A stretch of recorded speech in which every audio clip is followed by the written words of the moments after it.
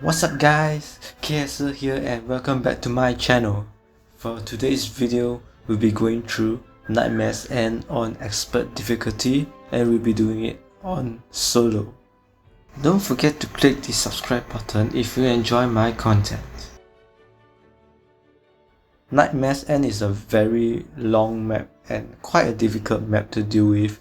Even for two players, doing it is quite difficult because of the attacking waves, and it's very tedious to destroy the shrines and get the node for each of the 4 elements.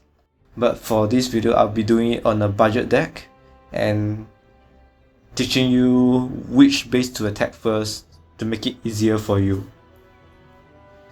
Yes, I try not to use like amii monument, as before amii monument came out, people still completed the map.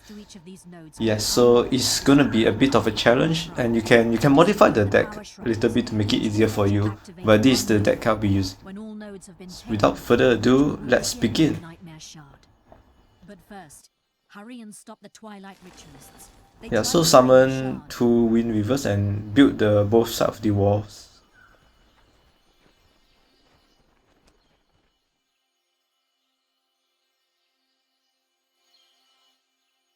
After building the walls, you want to send them to the south wall first.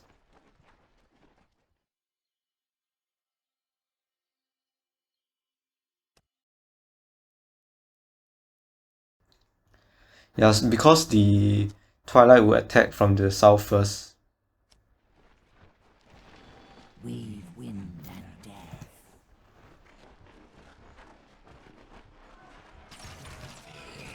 Yes, so the first wave is relatively easy.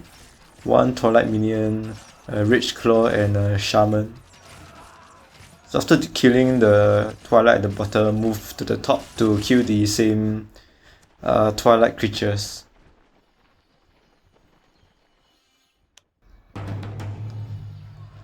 And just keep summoning Windweavers to about around 6. Then you can carry on to get your second monument.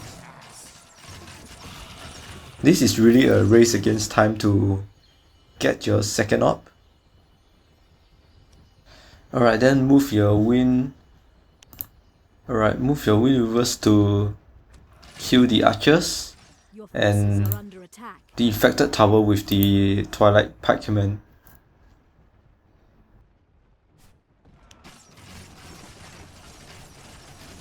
The shamans will also be attracted and you want to kill them, so killing the twilight horror will be easier, but we won't be killing it for this run, as we want to go by the back here and get our monument.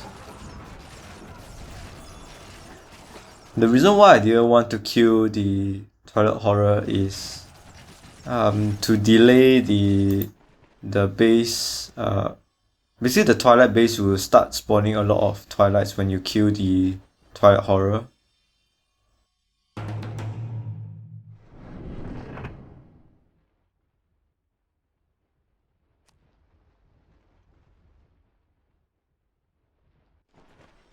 Yeah, as you can see now, there's more twilight.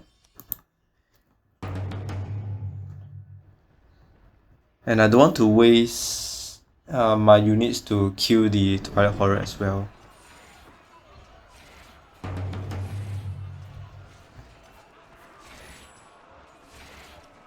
Yeah, but you can kill the twilight horror too. It doesn't make a lot of difference, but you want to get your monument up as soon as possible, because around the 7-minute mark of the game, the infected base will start spawning the stronger wave of twilight. Yeah, so you might want to have tier 2 defenses. Be ready.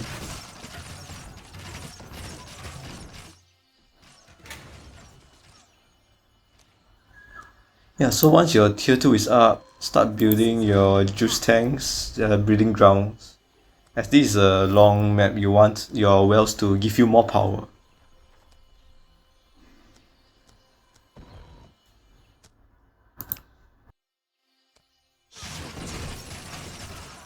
The stronger set of waves will come from the top first. but it differs for a game. Sometimes it might come from the bottom. So have an Aggressor to disable this Devastator by knocking him back. What you want to do here is also to build Mark of the Keeper, and do not kill this Twilight Crawler, as you want it to be attacking the Mark of the Keeper indefinitely. If you do not kill the Twilight Crawler, the next wave will not spawn. The bottom one as well. So you lure the Crawler away, and even though it's aggroing to your Windweavers, you give up and go back to its original attacking objective. So for the bottom, you do the same to knock back the Devastator and build a Mark of the Keeper.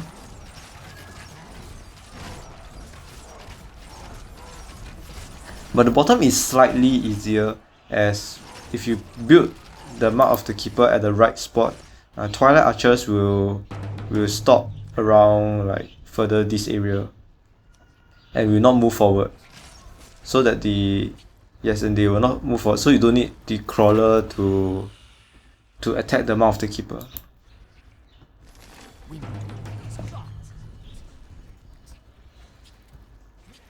As you can see, I failed to aggro the Crawler, and we have to wait for the next wave before we can proceed to get our third orb from the top right base.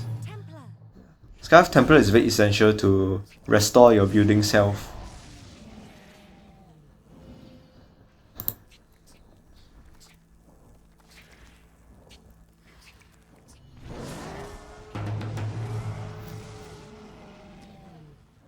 If you don't have Skyelf Templar and you want a cheaper option, you can go for the Warden's Sigil.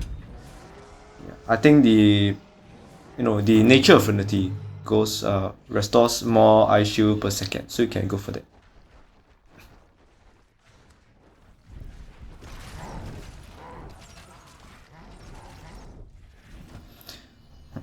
As you can see, you have to ignore the Shaman as they are of a different spawning zone.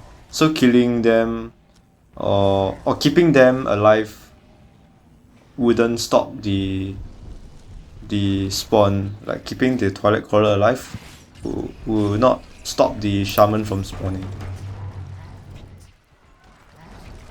As you can see here, the Twilight Archers are running around in the back due to the anti-magic aura. Cannot use any range attacks. So for the bottom, you can actually just kill the Twilight Crawler. But I'm quite used to having it attack my Mark of the Keeper. So once your top and bottom is secured, to prevent all the Twilight waves from spawning, you can keep creating the Stone Kin, Razorshard, and the Aggressor to prepare to attack the top right of the base. It's okay if the Twilight Crawler is attacking your units, you soon go back and attack the walls and the Mark of the Keeper. So no issues about that.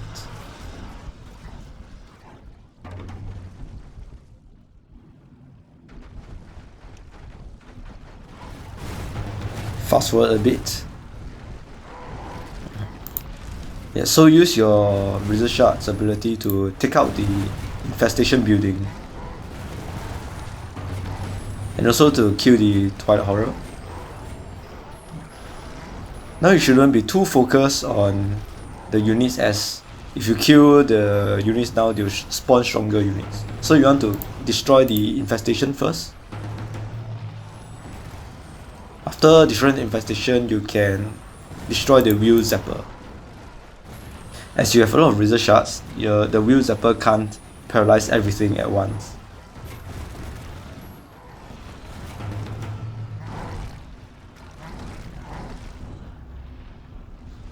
Or you might not have seen just now, but I have one Razorshard that is on the ability at the bottom here with my Aggressors, as the ability can grant some regeneration to my friendly units.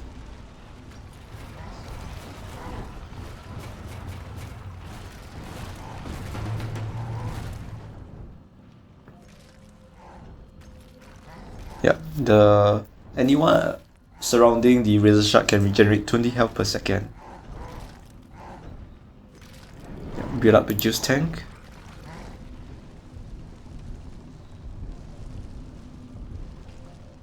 So once you are ready, you can destroy the power shrine, as destroying it can trigger stronger waves that will attack your main base and your base over here, your third orb. So I was ready and going to destroy the power shrine. So keep your units here, as you need them to defend against several waves. Build the Lost Banestone to prevent the waves from spawning as usual, and this would take away the... Yes, you want to spawn 2 Lost Banestone, as there'll be 2 waves that will attack your base.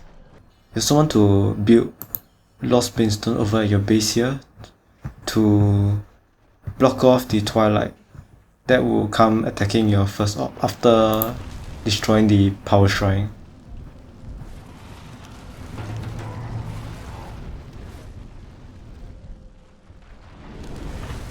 The enemy wave should be coming. Yes, it comes from the cave here, and we travel upwards to my base here. So this will be the first wave that will attack my base.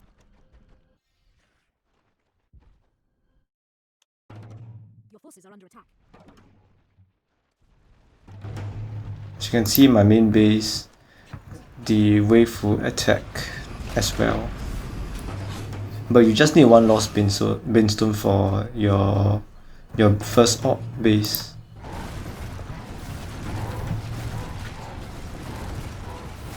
Should be quite easy to kill. Leave your units here to prepare to defend the second wave of attack. After you finish with getting this Twilight Horror on the Lost Banestone, move your Lost Horror and build a Mouth of the Keeper here, right in the middle of this spot. This will help you with the final attack, as most of the Twilight will spawn from both of these 2 caves, and they cannot use any range abilities. So now what you want to do is to capture the bottom base to obtain more wells. It's a bit tricky, as there's a lot of the wheel zappers and the death gliders that is patrolling around the area. I suggest having more Lost Horrors, as it may be paralyzed by the wheel zappers. The Twilight Bombard is a very strong tower. You see later that my army will be killed, as I actually need more unit power to conquer this base. 2 wheel zappers are quite a challenge.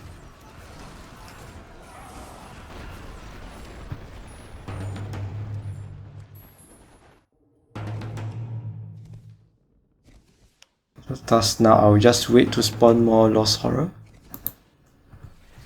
My base is pretty much doing fine. You also want to build 2 more Lost Banestone at your main base, as after destroying the power shrine here, you will spawn more waves that will attack your base. So in total, 3 Lost Banestones at your base. As you can see, the second wave has already come, and you could kill off the units, but I was too focused in dealing with the base at the bottom. If you failed the first attempt, your second attempt should help you to clear the Twilight base. I recommend having the Red Affinity Lost Horror as well. Can do quite a bit of damage and knock back the units.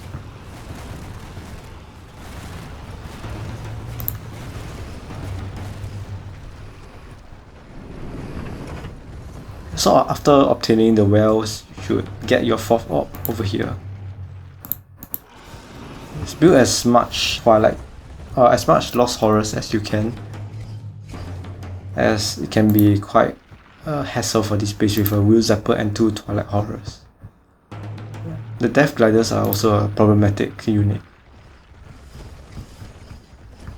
The more lost horrors you have, the higher chance that you're able to destroy the base. Do some CC on the enemy units and destroy the wheel zapper first. Now you can focus on killing the units. Let's beware of the patrolling waves as well.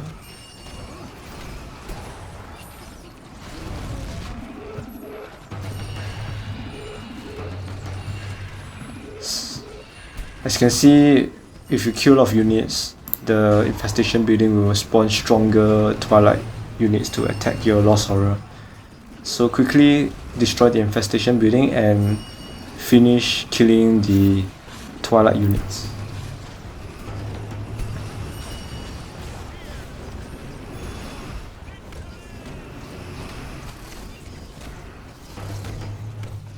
So here you want to build 3 lost spinstone as well. And I'm going to destroy this lost spinstone as I can't build my wells because of the enemy units nearby. Why I say 3 lost spinstones here is 2 of the lost spinstones will be similar to the base here, as there will be 2 waves, and the third lost spinstone is for this patrolling twilight that goes to the magic node. Yeah. So if you have 1 lost spinstone on the twilight abomination or any of the units here, it will not spawn any patrol units. So if you want to capture the magic node, it will be forever because there will be no twilight that will be attacking this node. A monument is under attack. As you can see, I have prepared the lost spinstone as 2 ways to attack my main base as well. Spawn 1 construct to protect your base, and it should be enough for any incoming twilight waves that might happen.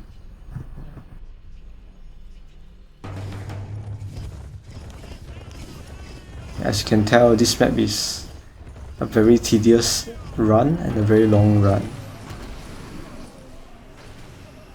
I don't know why this horror can paralyze my lost horror and attack my horror even though it is frozen.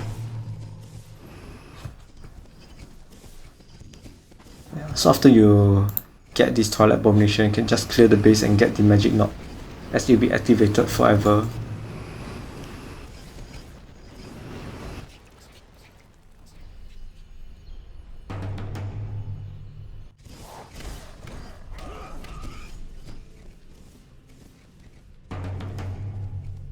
This is the second wave spawning from the cave. So after this wave, you will use it for the lost spinstone on the twilight horror. You will not spawn any more units.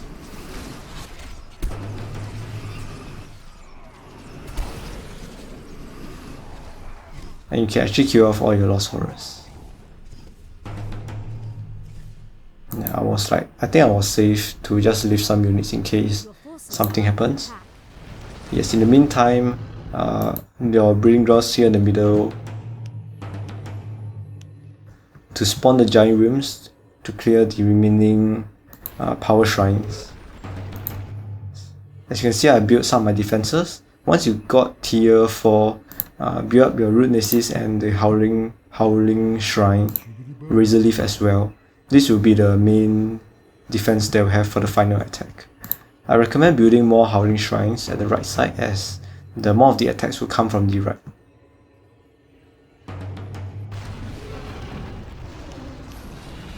Destroy this twilight base. Before you destroy the power shrine, you want to have a lost spinstone on standby to paralyze the patrol that will come along this stretch of road.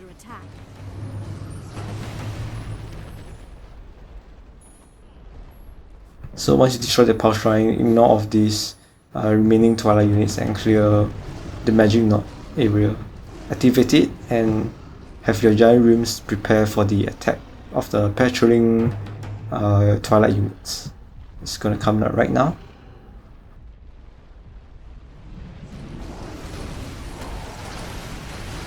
So after clearing these patrol units, it's safe to activate the magic knot, and you don't have to bother about this area anymore. Oh, I forgot to activate the magic knot, but I will activate it later. The Silver Wind Lancers are a very reliable ground unit, swift ground unit for you to build the Lost Pinstone. Yes, now it's the last base of the Power Shrine. It's a very easy one. The top bases of the Power Shrines are easier to destroy as compared to the bottom base.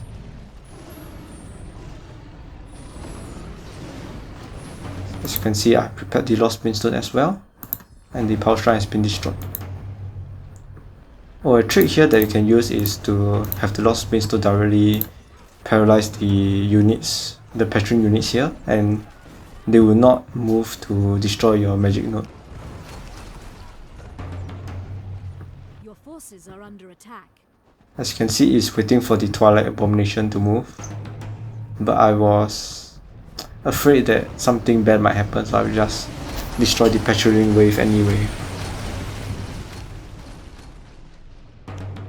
Yeah, so I cleared the magic node already, left with the final area here.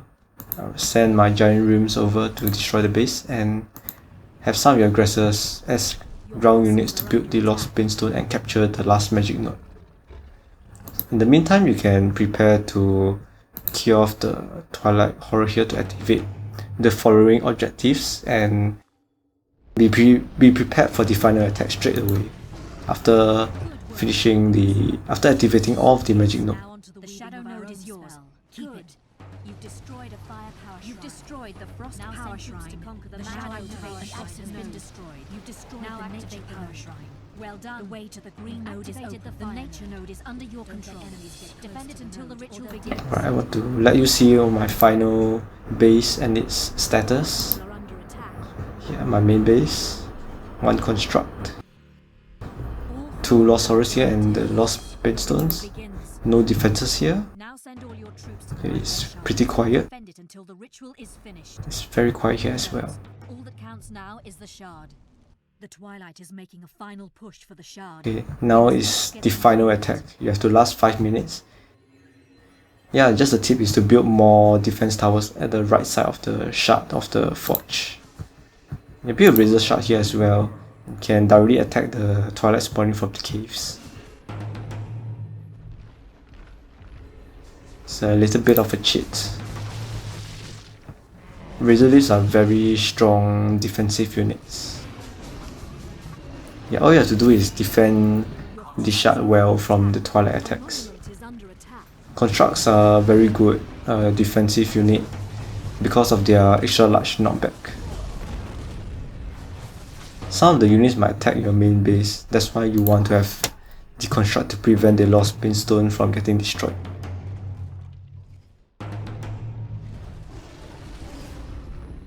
A monument is under attack. Oh yes, a tip here is to build a anti-air building, as the Death Gliders will come past and attack your orb. But for me it doesn't matter as I have enough defenses and we just require 3 orbs for healing spells to defend my base.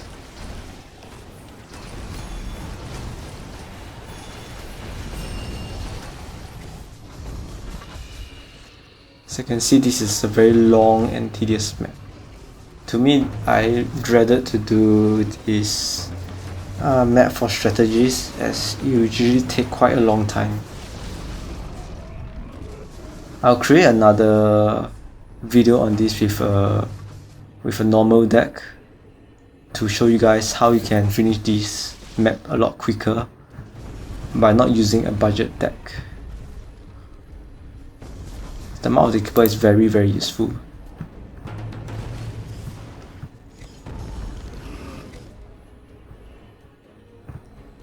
If you want, you can build Mouth of the Keeper over the bottom here because of the 3 fiends that might come Yes, the three Twilight Tree Fins. The defending of the final base is the easiest, as you have your Razor Leaf and all your tier 4 towers to defend. Not an issue at all. As you can see, most of the Twilight units came from the right hand side.